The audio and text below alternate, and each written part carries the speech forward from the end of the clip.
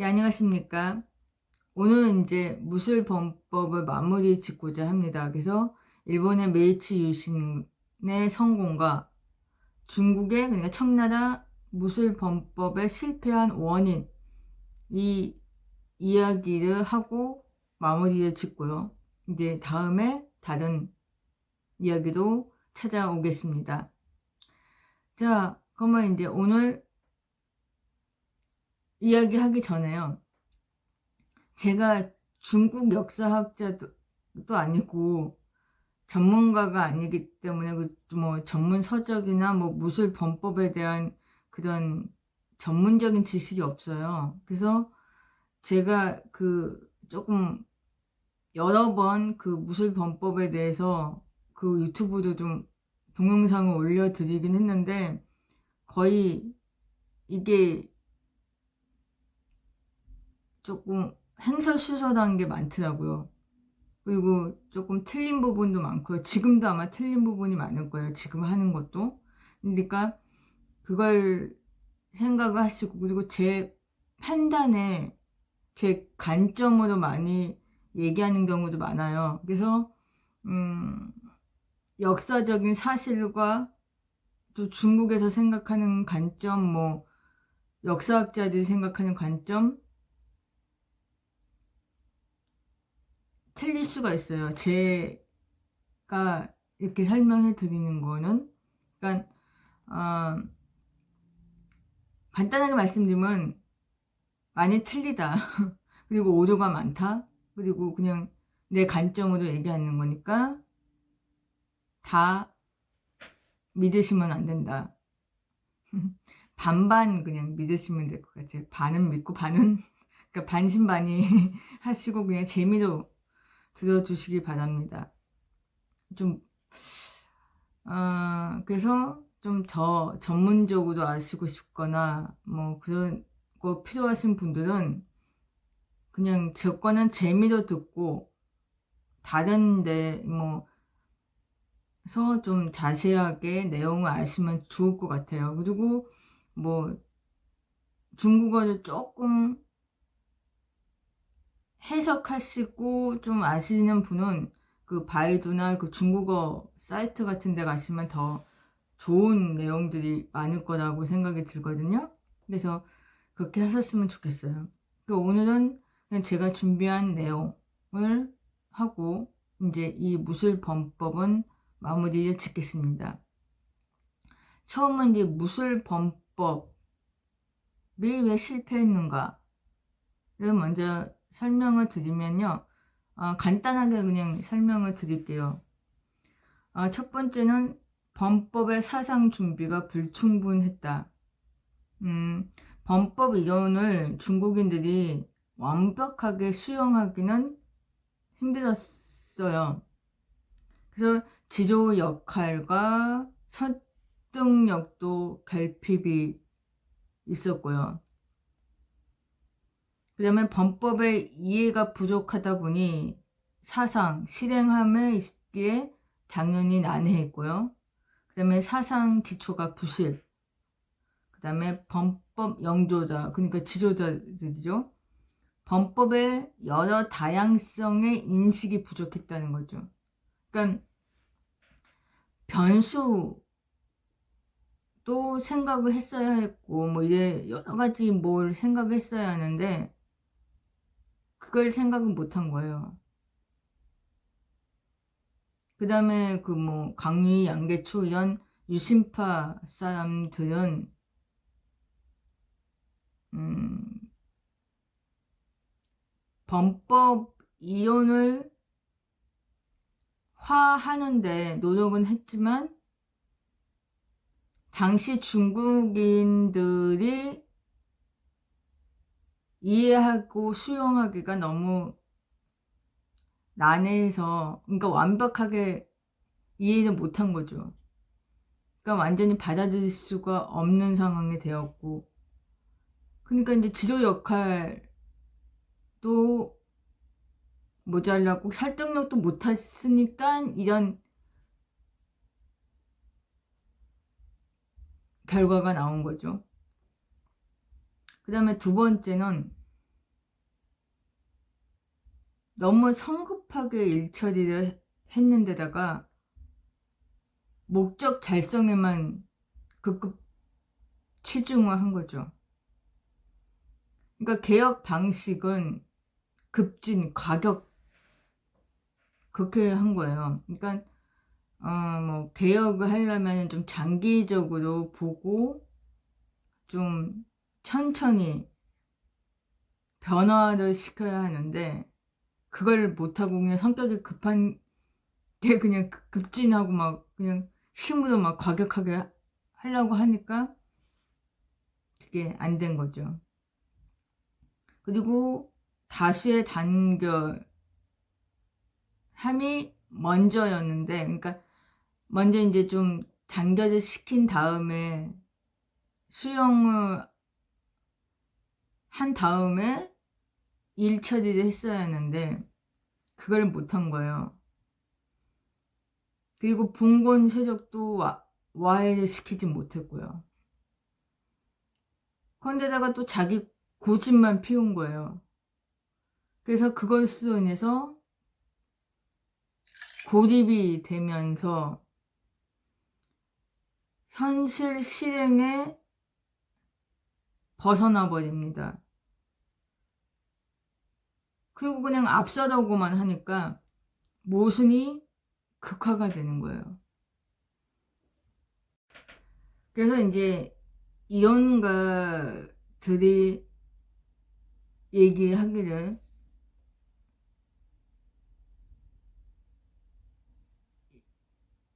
그 당시에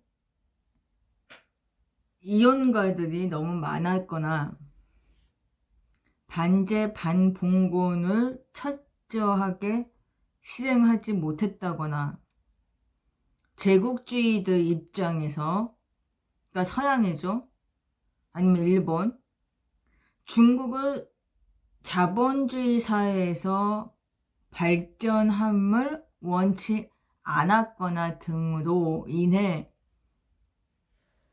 실패 원인이 있는 게 아닐까라고 인식을 했다고 합니다. 첫 번째, 이론자들이 너무 많았다는 건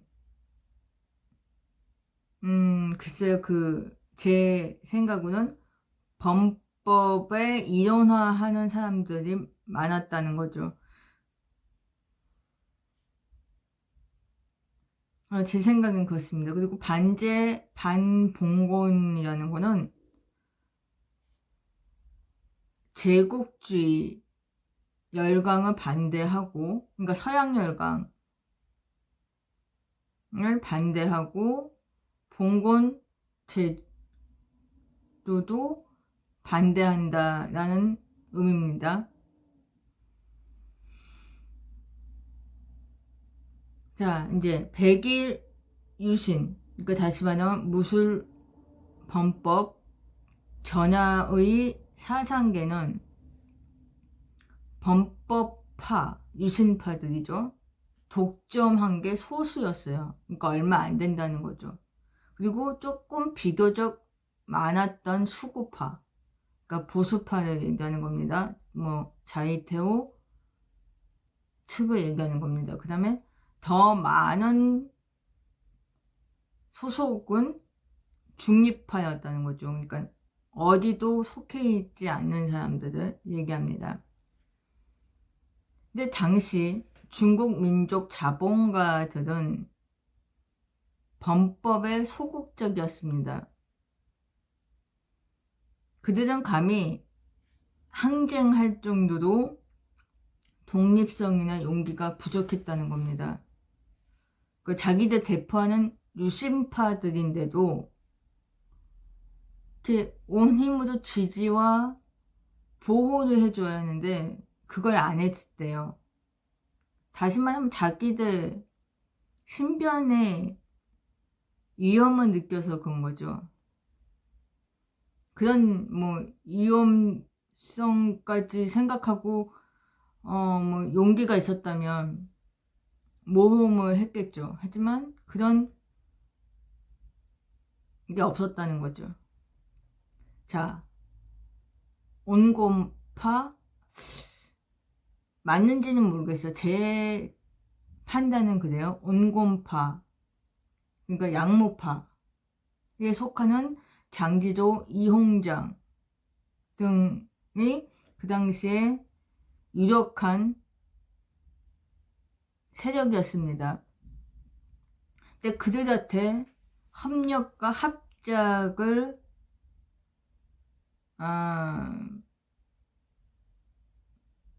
받았어야 하는데 그것도 결핍이었죠. 그저 강유와 양계초, 무술 육군자들 같은 유신파 측의 인물들이 고군분투를 한 겁니다. 그러니까 초반에는 두 측이 이해 득실을 따져가면서 협력과 합작도 하고 아니면은 뭐 서로 막 싸우기도 하고 그랬대요. 그러면서 이견을 보류하면서 합의점을 도출 작업을 하려고 애를 썼는데 시간의 지남에 따라 이견이 차이가 벌어지기 시작합니다. 그것으로 인해서 갈등만 발생했다고 합니다.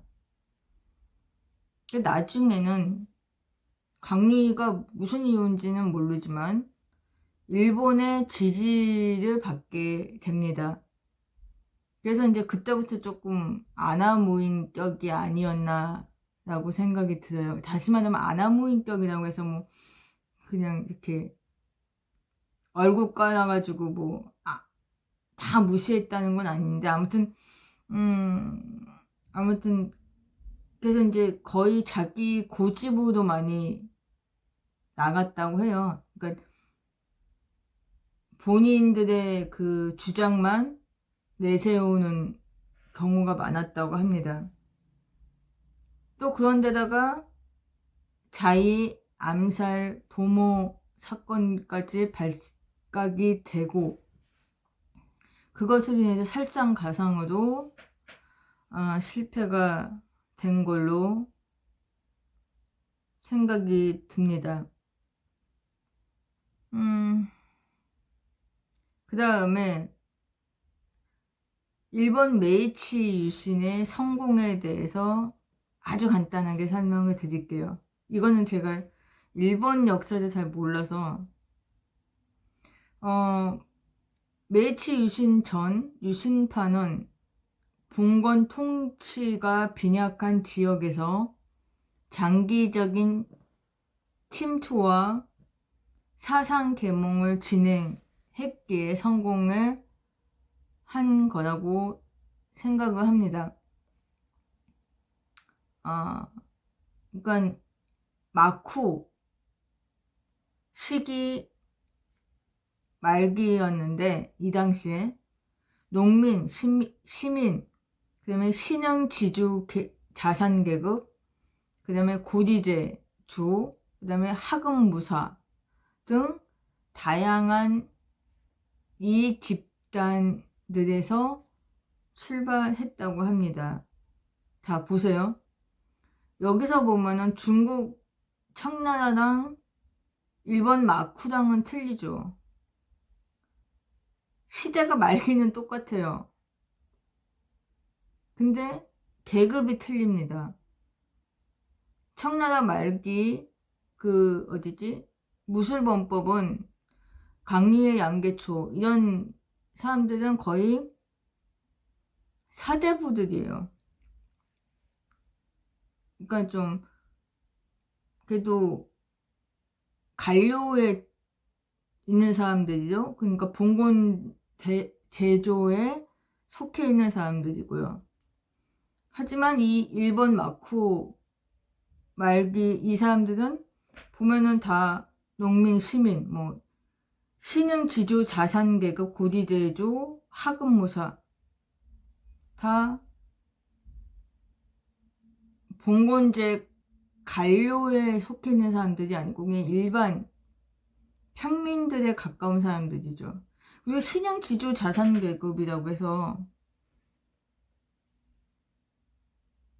반려가 아니에요. 그 사람들은. 그러니까 새로 생긴 지방의 지주들, 이거 얘기하는 거예요. 돈 많은. 그다음에 고리대금업자들, 고리제조죠. 그다음에 하급무사, 뭐 사무라이라고 하잖아요. 그런 사람들을 얘기합니다. 그리고 봉건제도 개혁을 철저하게 제거하려고 노력을 했고요. 그 다음에 서양화, 현대화에 매진을 했다고 합니다. 그 다음에 세계상의 대세를 발맞춰 나가려고도 노력을 했고요. 근데 중국은 그렇지 못했잖아요. 중국은 세국정치, 조선도 마찬가지였지만 세국정치도 했고, 그 다음에 서양화, 현대화를 하려고는 했지만 이렇게 일본처럼 매진은 하지 않은 거죠. 그러니까 중간에 뭐 중체서용이라고 해서 중국의 몸으로 서양 무무를 수용하다, 뭐 그런 의미잖아요. 그러니까 일본처럼은 하지 않은 거죠. 그리고 현명하게도 당시 일본 사회에서 발전하려고 하는 그 뭔가의 그 요소가 마이너스가 된다, 조금이라도 있으면 완벽하게 없앴다는 거죠. 다시 나오지 못하게. 자, 그래서 이제 세 가지 정책을 실시를 합니다. 부국강병, 그 다음에 식산흥업, 그 다음에 무명개화. 자, 부국강병을 위해서는 군경제도를 개혁을 합니다. 군인과 경찰을 의미하죠. 그 다음에 무기공업화 창설. 그러니까 무기를 만들려면 공장이 있어야 하잖아요. 그러니까 그런 걸 세웠다는 거죠. 그 다음에 징병제 실시. 그러니까 군 병역을 3년, 그 다음에 예비역들 2년 해가지고 총 5년. 어떤 데는 9년이라고 돼 있더라고요. 근데 아무튼 징병제를 그렇게 실시했다고 합니다. 그 다음에 식산흥협. 이 의미는 재산을 불러 사업을 일으키다라는 의미인데요. 여기서 얘기하는 거는 자본주의 공업화에 대한 얘기입니다. 그래서 서양 기술 도입, 설비, 그 다음에 그걸 관리하는 방법, 그 다음에 대량 자본주의의 발전을 육성하는데 힘을 썼습니다. 그래서 한 게 여러 공장, 뭐 은행, 뭐 회사, 그 다음에 철도, 도로, 뭐 이런 등등을 뭐지 방직 공장 뭐 이런 거 있잖아요. 그런 걸 세워서 활발하게 이제 그 사업하는 활동을 했다고 합니다. 그 민간 사업도 많이 생겼다고 해요. 그 다음에 문명개화. 이건 한마디로 뭐 그 서양 문명 학습, 그 다음에 현대 교육 발전, 그 다음에 국민 지식 수준 제고, 그 다음에 현대화 인재 육성, 이런 이 일들을 함으로 인해서 일본 메이치 유신은 엄청난 성공을 하게 되죠. 그래서 오늘은 이렇게 마무리를 짓도록 하겠습니다.